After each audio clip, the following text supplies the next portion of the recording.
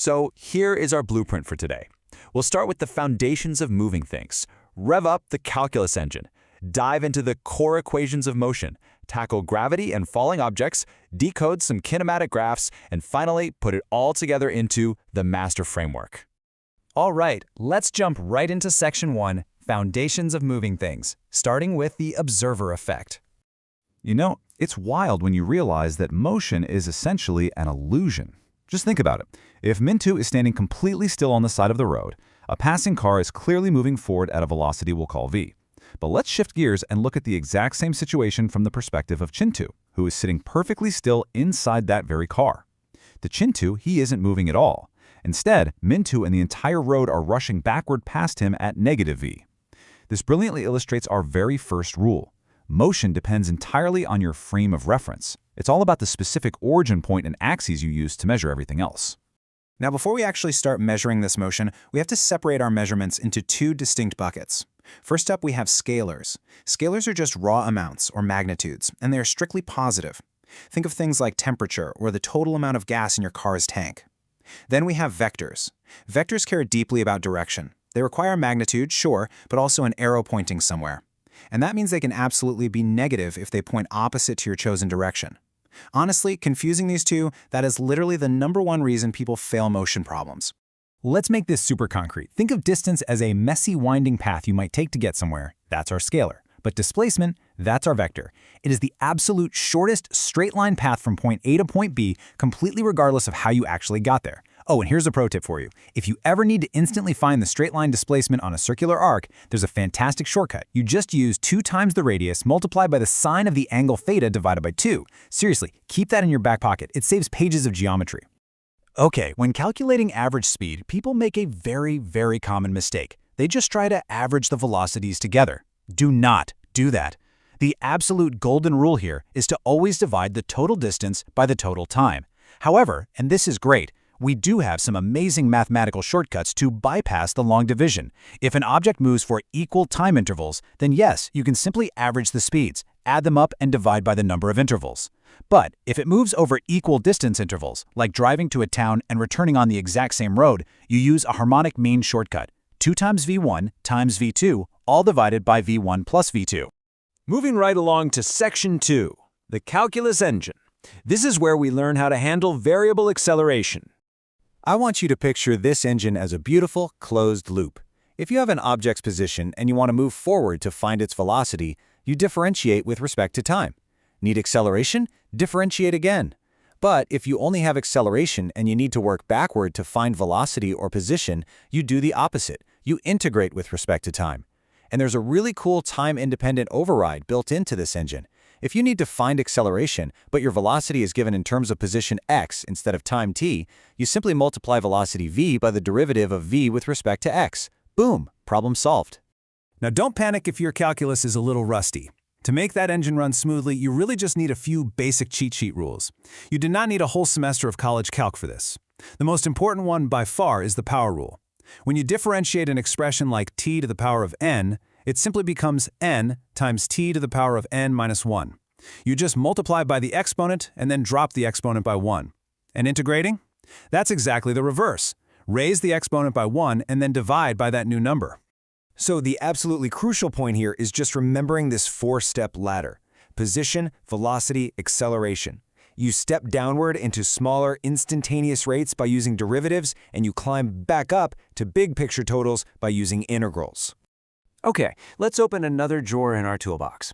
Section 3, Core Equations of Motion, specifically for constant acceleration. You've probably seen these classic algebraic equations of motion before. We've got the velocity-time relation, the position-time relation, and the position-velocity relation. But please listen closely to this massive requirement. These beautiful, simple algebraic equations are completely 100% useless if your acceleration is changing. Actually, let me repeat that. You can only use them if acceleration is a constant, unchanging number. While we're working with constant acceleration, there's a fantastic trick you should keep in your pocket for isolating displacement in an exact single second. Let's say you want to know exactly how far an object traveled during strictly the 5th second of its journey, not the total 5 seconds, just that one specific window. You simply calculate the total displacement for 5 seconds and subtract the total displacement for 4 seconds. The difference is your answer. It's so elegant. We can also apply these constant velocity concepts to relative motion between two objects. Think about a classic chase scenario, like a police car chasing a thief. In that case, you subtract their velocities, v1 minus v2, because the thief is actively working against the police car's progress. But what about a collision course, like two trains crossing paths? Because they're heading toward each other to close the gap, you actually add their velocities together, v1 plus v2, because they are cooperating to close that distance rapidly. All right, let's apply this to the real world. Section 4. Gravity and falling objects. The ultimate constant. To avoid maddening math errors here, establishing a strict sign convention is crucial. Gravity, represented by g, is always pulling down toward the center of the Earth, right? Therefore, your acceleration is always negative g. It totally doesn't matter whether you throw a ball up or drop it down. The acceleration itself is always pointing down. And to save you time on tests, there are a few quick-solve formulas you can use to bypass the algebra. If you know the initial upward velocity, you can instantly find things like the time to peak, the total time of flight, or the absolute maximum height without doing the long math. Now, thinking about falling objects leads us to a fascinating historical mystery. Centuries ago, Galileo was rolling balls down inclined planes and dropping them, essentially asking this exact question. If you record a falling object as a ticking clock strikes exact equal intervals, what pattern emerges from the distance it covers?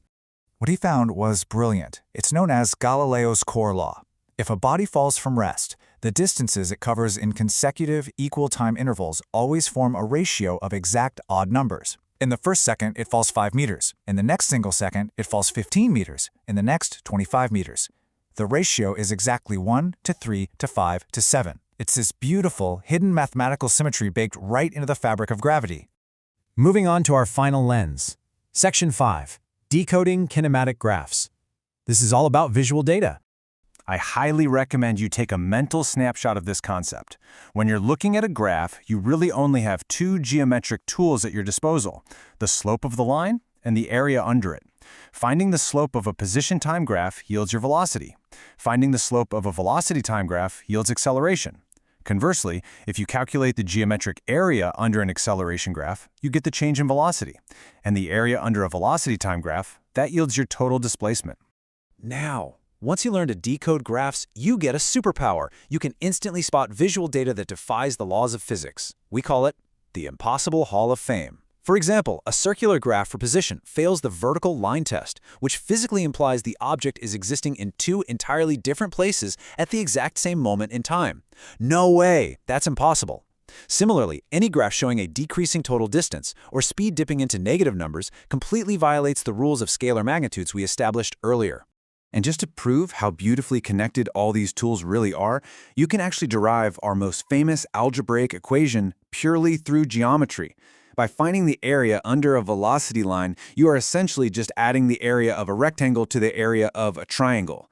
When you substitute the slope formula into that triangle's area, it magically synthesizes right back into our core equation, S equals ut plus 1/2 at squared. Calculus, algebra, and geometry, they're all just telling the exact same story. And that, my friends, brings us to the single most important takeaway of this entire explanator. When you are studying physics, if you are just trying to memorize a laundry list of variables, you're gonna get stuck. Kinematics is not about memorization. It's about choosing the right mathematical lens.